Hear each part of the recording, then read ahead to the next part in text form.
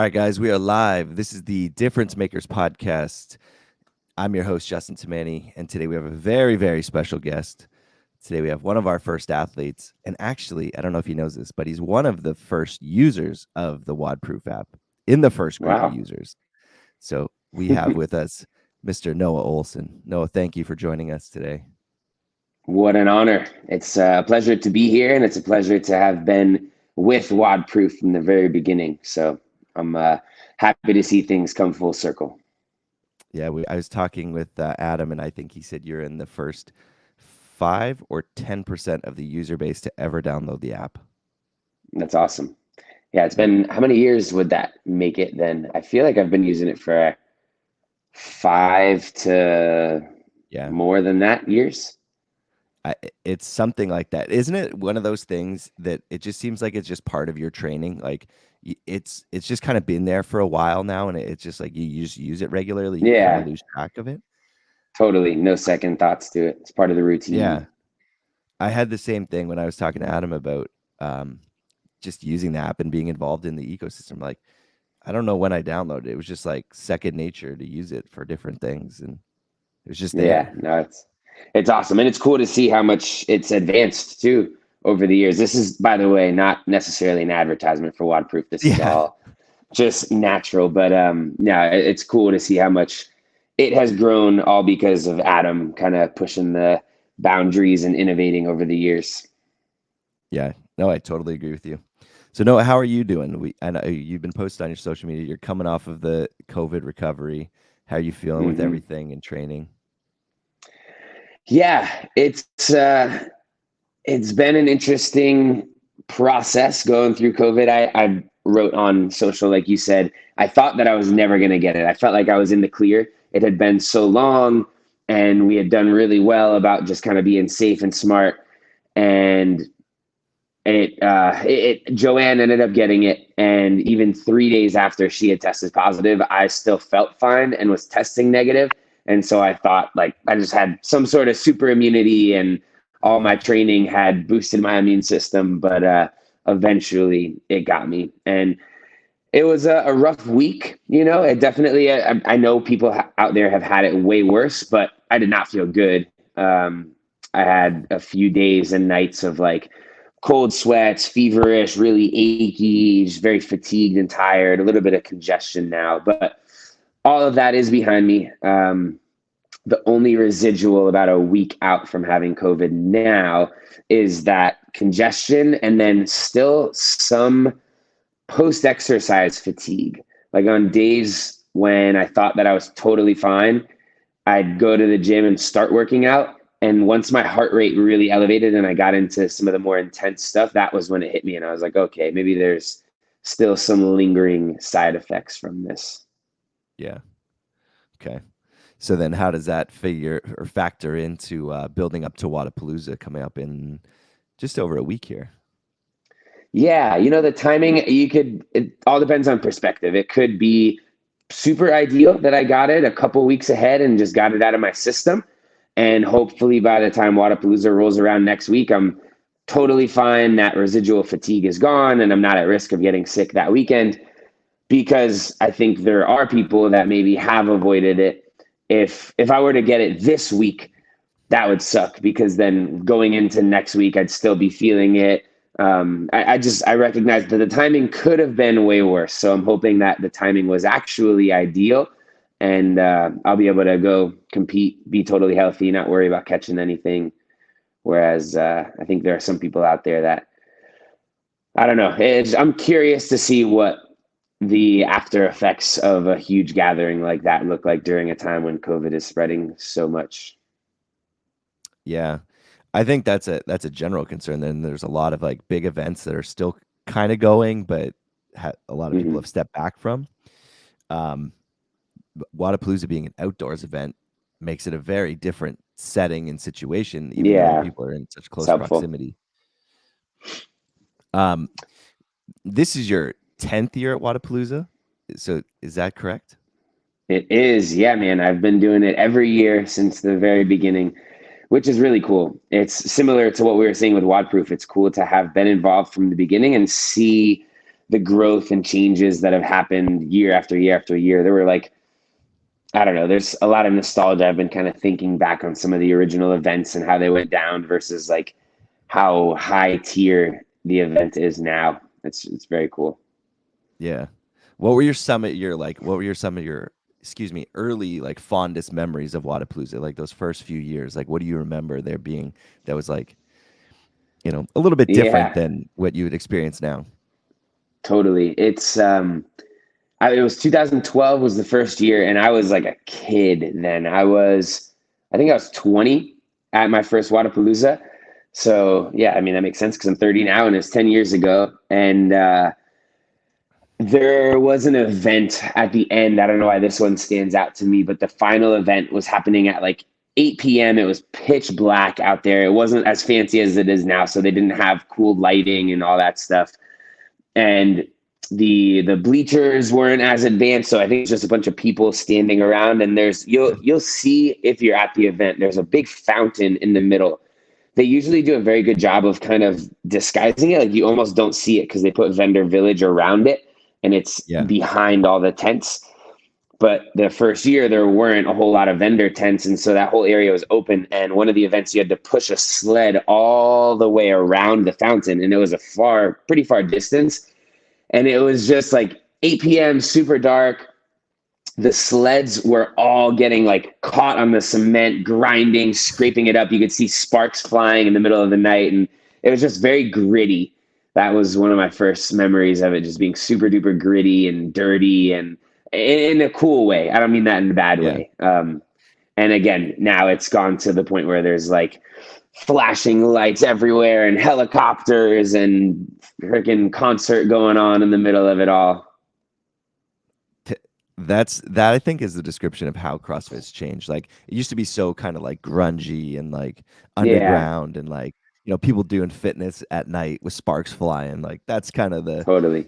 that's the roots of it. And then now Yeah. the spectacle of it. I, I love Watapalooza. Like it's a very unique event and it combines a lot of different experience levels and skill levels, and they get to experience the spectacle of what like a CrossFit Games athlete like yourself would experience. Yeah. I do think that's one of the coolest parts about it is that there's such a wide range of people competing and spectating. And I think for my parents, that was one of the first things that they saw Watapalooza that convinced them that they could do CrossFit because they both do it now. And when they had gone to regionals, I think prior to Watapalooza, they were like, all you see at regionals are the top guys and girls. So they thought, man, I could never do anything like that. That's crazy. That's not for us. But going to Yeah. Watapalooza, seeing the masters divisions, the team divisions, the scaled divisions, the adaptive, like it kind of opened their eyes to the wide range of possibilities of CrossFit. So I thought that was pretty cool. And that sparked like a big thing because now doesn't your dad and your family own a CrossFit box? Yeah, my dad does own CrossFit Wynwood in Miami, which is pretty cool. So it definitely has been a big life changer, CrossFit, for all of us. That's awesome. Yeah, man. One thing I want to talk about too is you've done some really cool things in the sport and you've been able to kind of break boundaries within the sport. And I say that with like some of your partnerships that you've gone through in the past, like your Nike partnership in the past was kind of the beginning of Nike coming into the sport. And now with Gymshark and breaking down those walls with Gymshark as a brand and like that really wasn't in CrossFit. Yeah. How have you been able to kind of like stay on the front of some of these like I would say outside brands? Like you've broken down the walls of what CrossFit had kind of been in the past. How do you how does that process work to break down those walls? Yeah, I appreciate you making note of that. But it's always a scary thing, to be honest. When Gymshark first approached us, I had the same thoughts that you probably did and everybody else in the space had was like, Gymshark, that's a Globo Gym brand. That's a bodybuilding brand. They make the muscle tanks, the stringer tanks, that it didn't feel like it would be an easy transition. And there have been a couple other brands that similarly, it was like, man, I just don't know. It's not a sure thing. But Yeah. having conversations with the people behind the brands is usually what ends up selling me on it. So the Gymshark team was just made up of some really, really good people, and they were really open and curious about the CrossFit space. They didn't want to just come in with what they had and kind of dominate our space and force their stuff down our throats. They were open to feedback from the CrossFit community. They wanted to start slow. They wanted to figure out what made the most sense product wise for the type of workouts that we do. So it's still at the very beginning of the relationship, myself with Gymshark with CrossFit. And I think so far it's been a pretty well accepted, but again, like slowly but surely working our way into the CrossFit community. There definitely hasn't been as much of that. What's the word I'm looking for? Like the resistance from the community. You know, I was thinking of all of the comments that people could make when we announced the partnership of, he's a sellout, this is not genuine, and blah, blah, blah. And there hasn't been much of that. So I think we're hopefully doing it the right way. Yeah. I mean, those are all real things that you probably have heard. And like, you know, even to an extent have hit your DMs or your comments section. Like people have probably said all those things, but I think it's a great thing for the sport and the space to bring in these different partnerships that are outside of the CrossFit ecosystem. You know, like totally all the credit to somebody like Noble, who's been built from CrossFit from the ground up. Mm-hmm. But it's cool to see the recognition and the value that's being placed on CrossFit from the outside. And absolutely, it's awesome to see that you're spearheading that. I appreciate that. I don't know. I don't want to take too much credit, but it definitely, I think both of those types of brand have their place and have led to a lot of the growth of our sport. Noble and other brands like that have been birthed within CrossFit are having a huge impact on the ability for people within our space to be able to start their own brands. I mean, WODProof is obviously a very CrossFit specific brand at the very beginning. And now it's, you see it kind of branching into other sports and people being able to use it for many different things.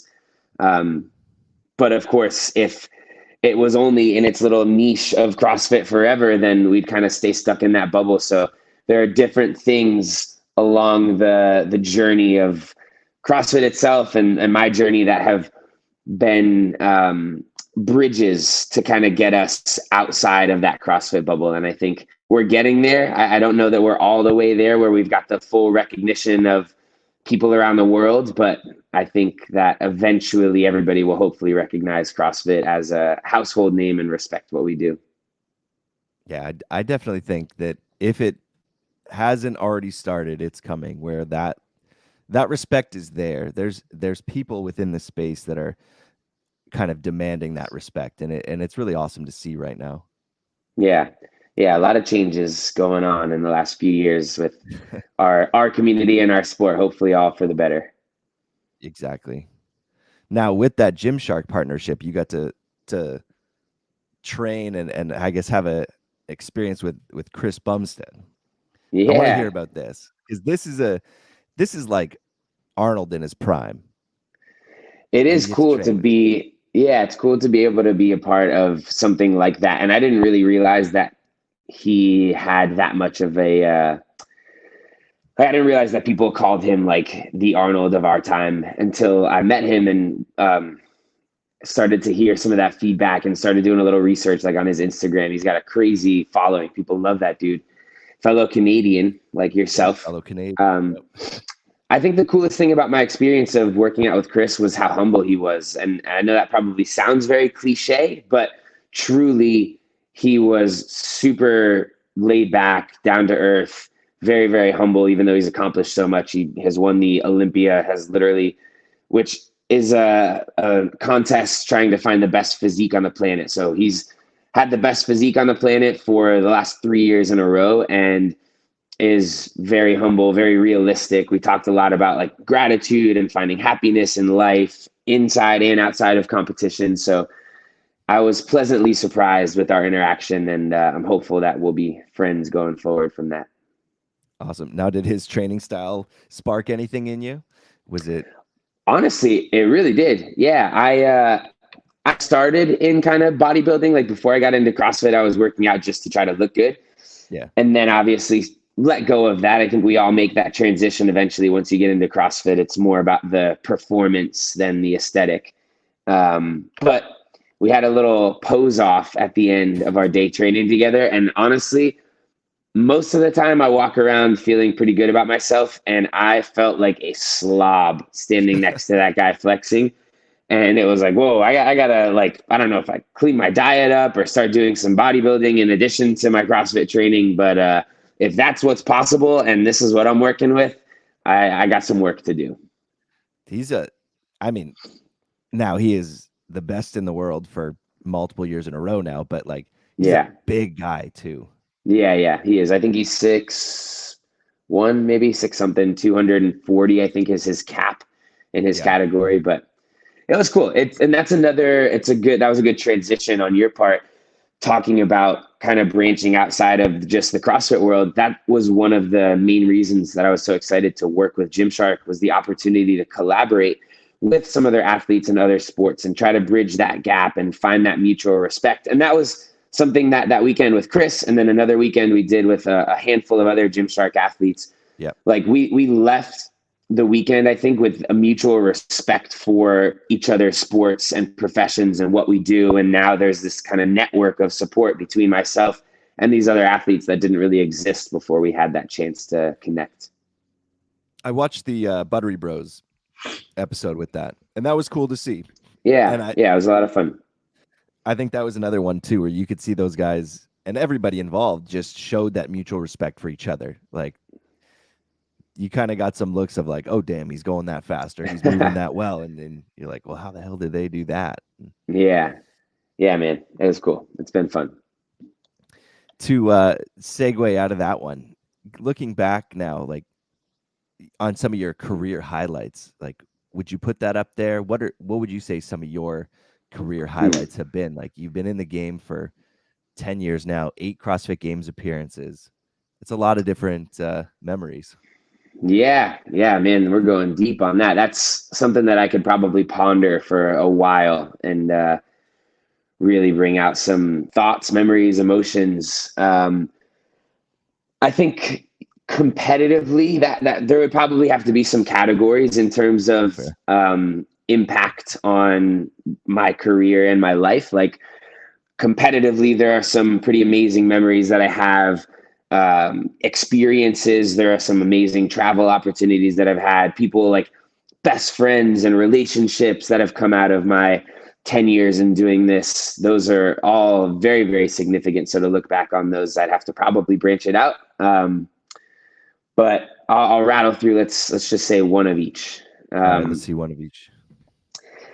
Wataplooza coming up. Obviously, I have some really, really special memories there. And I think one of the coolest was I think it was the second year that I won. I want to say it was 2016. The final event ended with 10 thrusters at 165 pounds, if I remember correctly. And the way it was set up was on the bayfront stage. So like the water was to our backs and we're facing the crowd.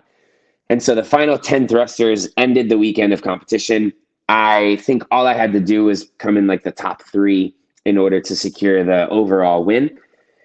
And I think I ended up winning the event. And when I was doing that final set of 10 thrusters, they said that over the mic, like, this last set of 10 thrusters secures Noah's victory for the second year in a row. Let's count him down. And so everybody, the entire crowd, rather than just my judge, counted out 1, 2, 3. And like, as I was doing each rep, like hundreds of people are counting my reps, and I do the 10th one, step across the line, and I just won for the second time. And that was very, very special, very emotional, positive experience for me. That's awesome. So that was a lot of fun. Hopefully we'll create some more special memories this weekend. Non-competitive, I think experience and opportunity. Like I was saying, I've had the opportunity to travel all over the world through CrossFit, and I probably haven't done as much of that in the last few years as I did before that, which unfortunately, due to all the COVID stuff, maybe we'll get to make up for it in the future. But I've gone to Spain, Australia, France, Italy, all to either compete or be a part of some event that's CrossFit related or do something with a brand. Like Nike took part in the Fittest Freakest event out in Spain, and they brought out myself and Fraser and Lauren Fisher. And so I've just had some really cool opportunities to like be flown across the world just to go hang out and work out, which still always blows my mind. Yeah. I love that aspect of CrossFit, of like the ability to travel and like seeing your favorite athletes compete around the world. And, you know, there's all kinds of different settings that you guys are put in that. And like, to me, that's one of the coolest things. And even being like a creator in the space and being able to travel just to be a creator and to be a part of the ecosystem. Like I would have never, I mean, I didn't go this year, but I would have never thought about going to Dubai, you know? Yeah. And now Yeah. it's Yeah. like one of the highlights of the year for so many people is to travel and go to Dubai. And I forgot. I didn't even mention that one, but yeah, I've been there as well. It's cool. yeah, Sorry, good. no, I was gonna say you literally have been around the world because of this sport. Yeah. And it's interesting too, now that we talk about that, I'm thinking about the last few times that I've traveled. I actually ended up cutting back a good bit on my travel and competing when I started working with Max El-Haj. I think that was in 2016 or 17. He thought that it would be a good idea to narrow the focus and really make the CrossFit Games the priority and make sure that all of the training and competing and energy of the season went to that. So there hasn't been quite as much of that international travel and competition experience, but I think that that's something, like I said, hopefully in the near future when things start opening back up and it makes sense to travel again, and perhaps I'm not pursuing the top of the podium at the CrossFit Games as hard as I have been in years past. Maybe that allows me the opportunity to go compete 5 times throughout the year instead of just once, and do it in places that we want to travel that would just be cool memories and experiences. Yeah. Now, speaking about Max and training Think Tank, how is the training environment there? Like, what does that add for you, you know, leading up to the season and leading up to the games or big events? Like, do you spend, are you looking to spend more time there? And like, what does that environment do for you? Yeah, the Training Think Tank crew up in Alpharetta, Georgia, all good people. The environment itself is pretty intense. You know, I think they've built it around high level athletes in competition, just really getting the best out of people, no matter what level they're competing in. So when you go there, that's they're trying to optimize your performance, whether it's in a workout just to see what your body's capable of, or to do a test that you're going to be able to study from and build a program off of. Everything up there is just like, it's intense. And I knew that. And every time I went up for small trips, I was reminded of that. Like the first workout when I get up to Training Think Tank is always kind of like an eye opener, a kick in the butt. It's like, oh, that's what intensity feels like. I thought we were going hard down here at Peak with all my friends, but we were just tapping into like 80-85%. This is like 90 to 100. And I think that that's good, because when you get out onto the competition floor, that's the intensity that everybody's going to be bringing. So rather than going in with the false reality of, all right, I'm going hard, I'm kicking everybody's butt down here at Peak, and then stepping onto a competition floor and getting my world rocked, I kind of get that reality check at Training Think Tank before competing. And are you planning on spending more time down there leading up to this season, or have you made that decision yet? Yeah, well, it's interesting that you say that, because last year I spent 6 months of the year up at Training Think Tank. I moved up there, and I think that the intensity for that extended of a period of time, and without my support system, like I was up there by myself. Joanne was down here and finishing up PT school. Max stayed down here with her for about half of the time. So just being up there by myself, grinding away, going head to head with the top guys, trying to win everything every day. ended up just really weighing on me. It was heavy, literally and figuratively. And I don't think that is the right choice for me for sustaining the entire season. Yeah. I think what makes more sense is to spend the majority of time here in Miami at home, really thriving in an environment where I'm supported and loved, but I have my structure and I can go and do the work, and then getting those small doses of that intensity for those reality checks so that I can show up on game day and know what's necessary. Yeah. No, that's awesome. I always thought that training at that high of an intensity would be a very challenging thing to do. And talking to some people who have been in environments similar to that, like that mental grind's got to weigh on you pretty heavy. Yeah. I think we did a pretty good job of managing it while I was there. Like we purposefully had sessions that were more just play and like group fun things. And so it wasn't like every single session. It was just me and Travis head to head. And there was a good amount of balance, but I think no matter how you try to structure a session for play, we're all so competitive that we're going to try to win everything. So I think subconsciously it was more competitive than it was maybe supposed to be. Yeah, that's fair. But Yeah. you are competing with Travis at Wataplooza. Yeah, super excited about that. It's going to be awesome. The boys. The boys, yeah. Are you when you guys compete in that team environment, because you guys have done team before, correct? Travis and I did team at Watapalooza 1 year with Will Morad as our partner, and Travis and I had also done the team series, the CrossFit team series, which was kind of like an online competition a few years in a row. So we're pretty well versed in competing with each other. Chandler and I, this will be our first time being able to team up, which we're both super excited about.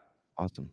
Now, do you guys treat it differently, or do you see a different side of Travis when you guys are competing together as opposed to against each other?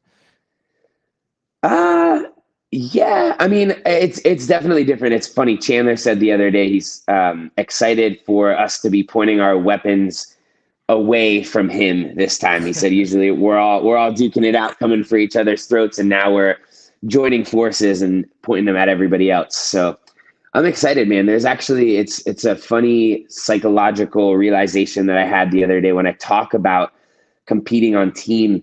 I have a little bit more of this like fire and passion, and I use the words like dominate and crush it and like really, really want to represent for our squad, versus when I'm competing individually, I feel like I'm a little bit more timid in saying stuff like that. So I don't know, there's this spark that I'm excited to go light up in a week. Nice. Now kind of speaking about that spark and that, that intensity, I guess, when you've really crushed events like at the games, like Mary in 2019, do you know you're gonna, do you know that, okay, this is I don't want to say this is a layup, but like this is something that I know I can go and get? Or do you just like approach every workout the same and like, I'm gonna go do what I need to do? I would say a little bit more, probably a combination of those two thoughts. When they announced Mary in particular, I remember thinking like, oh man, this could be a really, really good one for me. But it wasn't like, all right, automatically, this is going to be a good one. I'm set. I don't have to worry about it. There's no nerves. It was almost not that it made me more nervous, but it just made me think like, all right, because this could be a really good one, I have to make sure that I execute. I need to take advantage of this. What if I remember thinking about the pull-ups? I was like, if I try to go out unbroken, this is 20 minutes doing sets of 15 all the way. What if I blow up? And then it could go from like potentially winning it to maybe coming in last place just because you went out too hot and like weren't able to sustain that. And obviously I was able to execute pretty well on it, but it definitely wasn't this thing where I took the floor with swag and was like, all right, I'm about to crush this. I definitely still had the same nerves that I had for an event that maybe wouldn't have been in my wheelhouse. Yeah. Do you do you approach most of the games workouts or most of those competitive workouts the same way, or do you ever have that like little edge to you? Yeah, I mean, I think it depends on what the competition looks like. If we're at the CrossFit Games, everybody there is so good that there is almost never the time when it's like, all right, this is going to be a layup. I'm going to smoke everybody here. Unless it's like a handstand hold, that would be something that I feel like, all right, I feel like I should probably be able to like definitely be in the top 3 here. Yeah. Other than that, no matter what the event is, everybody else is so good that you never know who can step up to the plate and crush it. So I feel like rarely do I have that confidence unless I'm maybe at maybe it's a Watapalooza and it's a much narrower field and you kind of know what some of the strengths and weaknesses of the guys that you're going up against are. And there's a workout that comes out that's like really in your wheelhouse. That would be a time when I'd be like giddy with excitement that I get to go out and crush an event, or like regionals, right? Regionals back in the day, always a much narrower field because you've been competing with the same handful of guys for the last 5 or 6 years. You kind of know where you stack up on certain things. And so there were definitely regionals workouts that would come out where I was like, all right, this one's mine. I'm going to go take this. Yeah. That makes sense. Like it is way different, and narrowing that field down makes a lot of sense because of the CrossFit Games. You're right. Like it's anybody's game for a lot of the workouts. Totally. Now looking back on some other things, like I wanted to ask you about grid. Oh, baby, the grid league. Throwback. Pulling it back. Now, when you were competing in grid, you were in California. What did you think of that as a sport and as a, I don't want to say organization, but what did you think of that as a sport and participating in that? Like you were in that first wave of the grid league. The grid was really exciting when it first came around because it felt like at that time, I think that was 2014, it really felt like the professionalization of CrossFit. Because a lot of us, excuse me, a lot of us that were competing back in that time had a couple sponsors here and there, would make a little bit of prize money, but I don't think anybody was comfortably and confidently making a living off of competing in CrossFit 6-7 years ago. And so when the grid league came around and there were teams that had coaches and logos and mascots and you were getting a salary, like that was the biggest thing. Like you're guaranteed money, you're going to get a paycheck. We'd never been guaranteed anything, Prior to that, you show up to a competition and you take last, you get $0. You win, you get the whole thing, but it's like nothing was ever guaranteed. So the fact that you had guaranteed money and a uniform was also pretty cool. There were just a lot of things about it that made it feel like, all right, I'm a pro athlete for real now. Yeah. Now, is that something that you would do again if that opportunity came back up? Or would that be a little part of the past?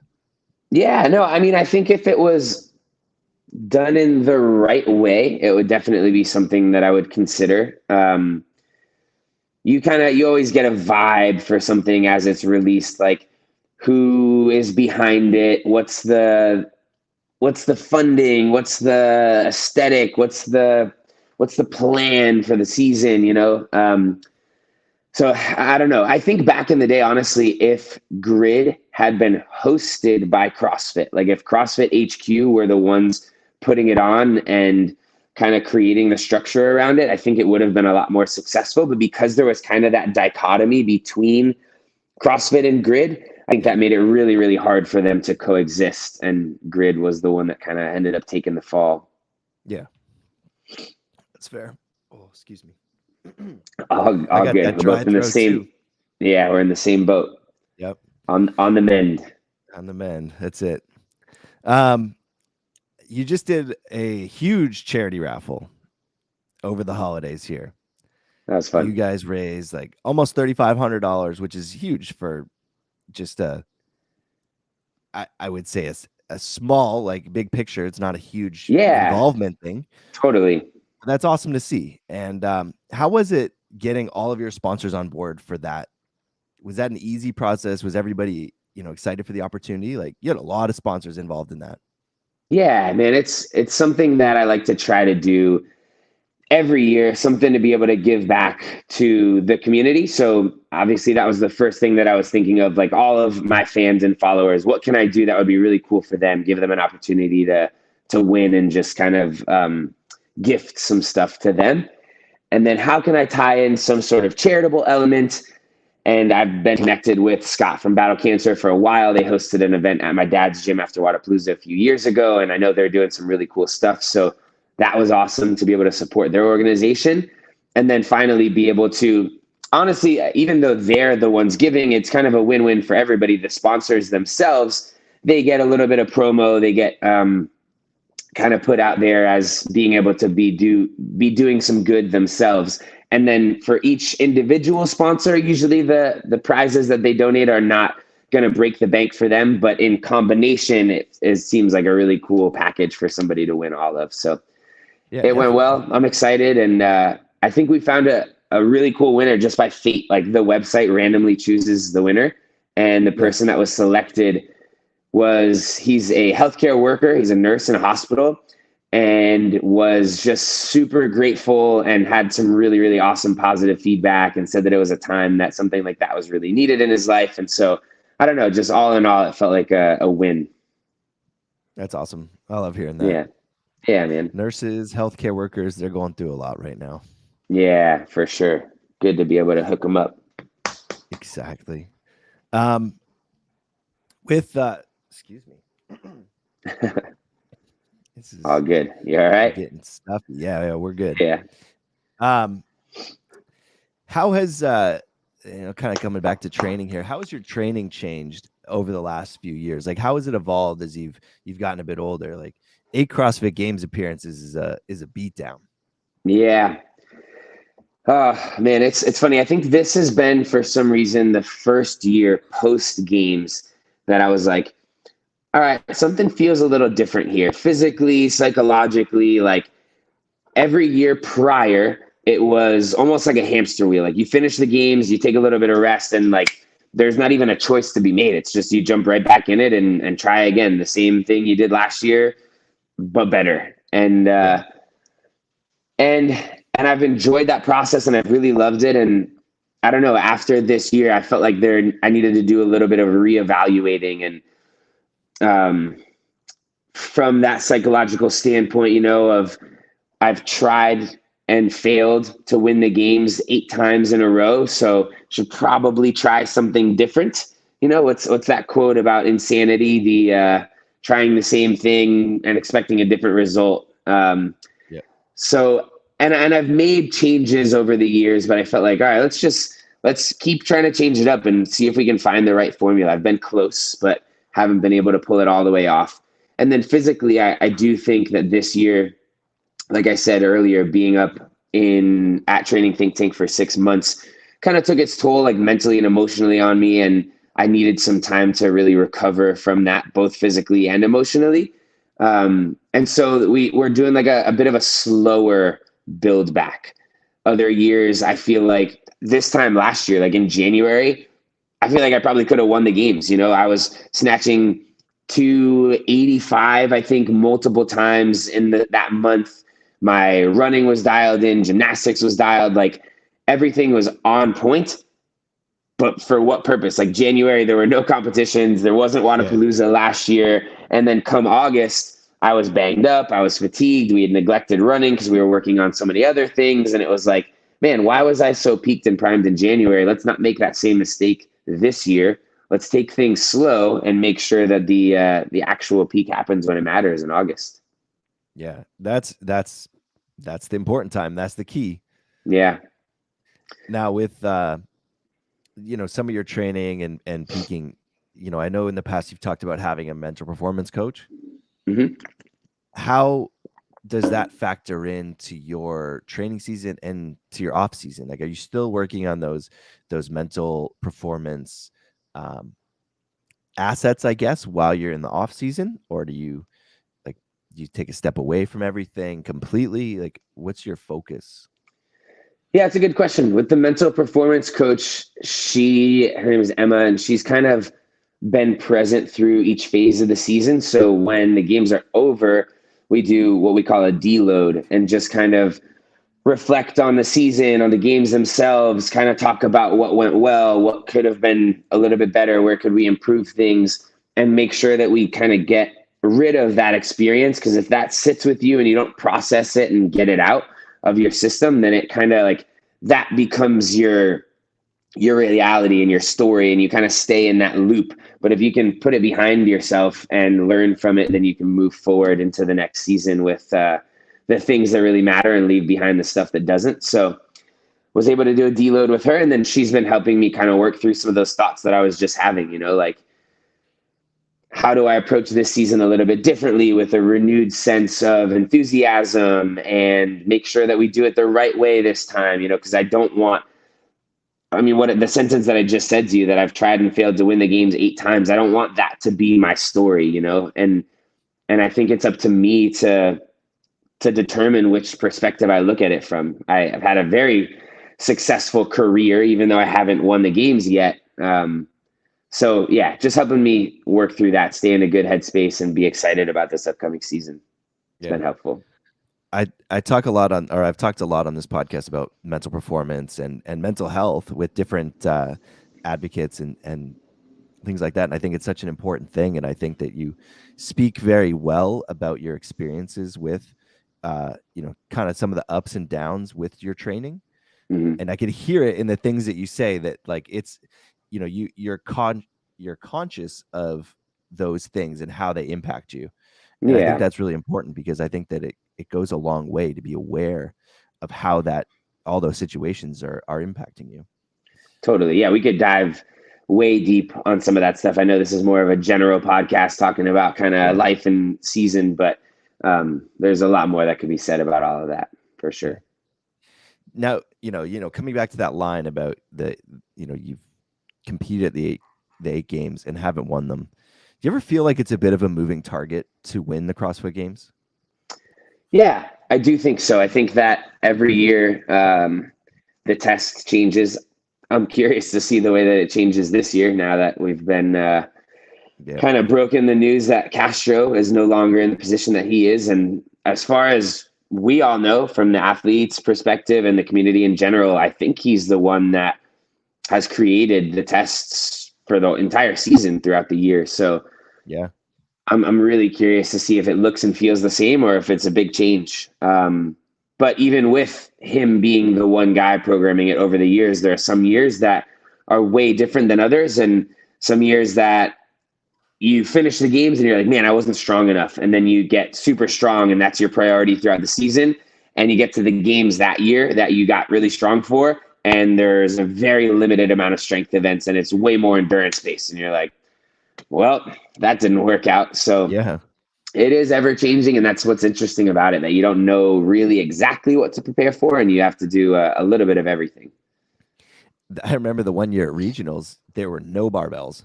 Yeah. Like, right. All right, you guys all got real strong now. Here, figure this out. And there was just no barbells. Mm-hmm. Go through everything. It's cool. I respect that. Like, I like that element to it, where you have to adapt and adjust and see who can kind of adapt on the fly the best. But I also do wish that there was a little more structure to it. And I think that would help breed some more understanding and respect for the sport in general. Like, if they ever wanted to have CrossFit in the Olympics, I think that there would have to be some structure to it, where it's like, hey, this is a 3-day competition. On day 1, there are 4 events. One is a strength-based event, one is an endurance event, one is a mixed modal event. And then every year, it's always going to be 3 days. It's always going to be 12 events total. It's always going to be this many of this type of event, et cetera. And it just would give us the opportunity as athletes to really prepare better. And then from a fan's perspective, they would know what to expect. Yeah. I think from a fan perspective of knowing what to expect is, some people want that. And then some people, on the other hand, don't want that and love the fact that it's just like, I don't know, they could be like high diving today. Like, it doesn't. Yeah. There is that little bit of it's unknown and unknowable, right? That's the beauty of CrossFit.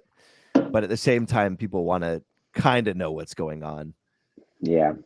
So. Yeah, I agree with you. I don't know what the right answer is there, but again, I'm very curious to see what the season looks like now with that big change.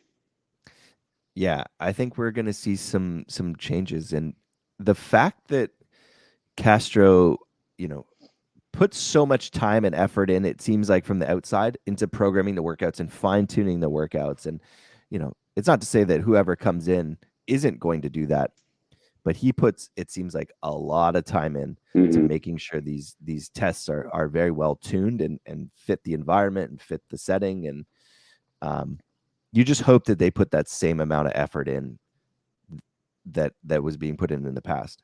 Yeah, I agree. I've got a ton of respect for Dave. I have only ever had super positive experiences and interactions with him. I don't know how I feel about the decision that was going to be made, and I don't know if we want to go that direction. We don't have to get political on it, but Yeah. I will definitely tip my hat to him because I think he's had a huge impact on the sport. I mean, it freaking started in his backyard, So Yeah. props to Dave and everything that he's done for us, and I hope that it can be just a platform for the sport to continue to grow based on what he began it with. Yeah, I agree. Now, kind of speaking about his backyard, was there in 2020 when, it was just the 5 men, 5 women competing at that final stage of the games, was there something like different about that? I mean, obviously it was a different experience, but was there something that hit a little different competing at the ranch when it was just the 5 of you guys? Was that? Yeah, it was definitely a unique experience. That was probably one of my more memorable games experiences.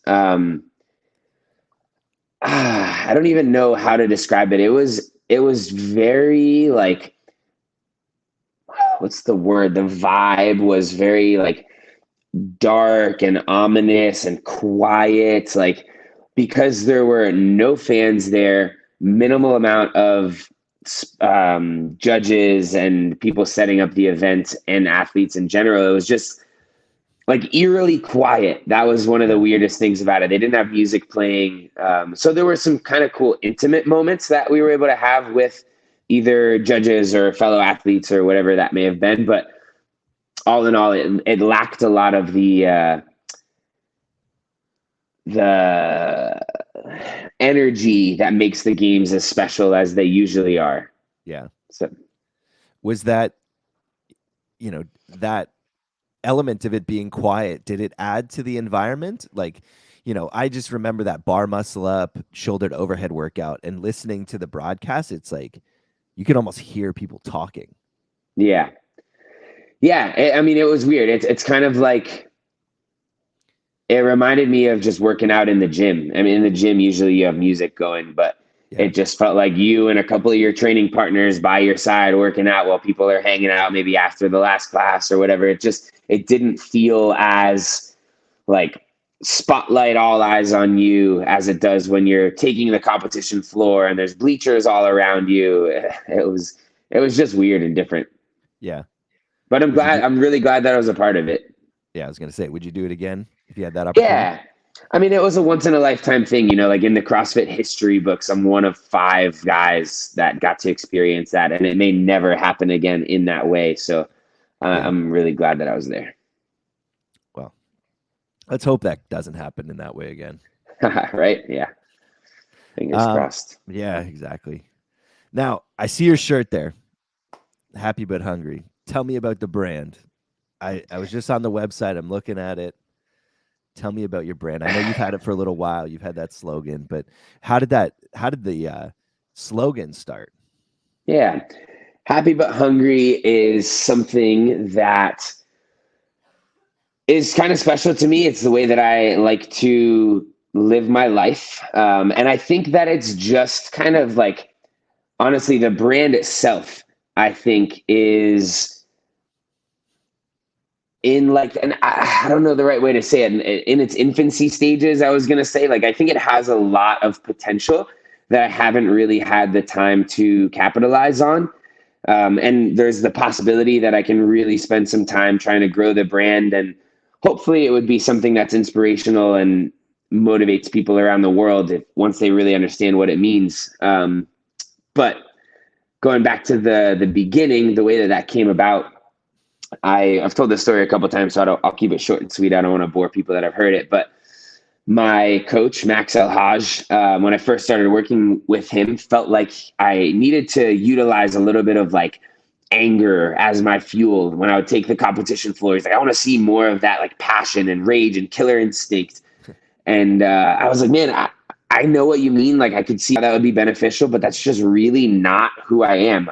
I'm a happy guy. Like I love doing this. I love my life that I'm living, but I don't want that to be mistaken for me being content and complacent. I'm not just happy and I'm going to go with the flow and it is what it is. Like I'm happy, but I'm going to go out there and try to crush it. Like I want to win. I'm going to bring that fire and passion, but just in a different way, in a little bit more of a positive way. So Yeah. that was where the happy but hungry kind of came about.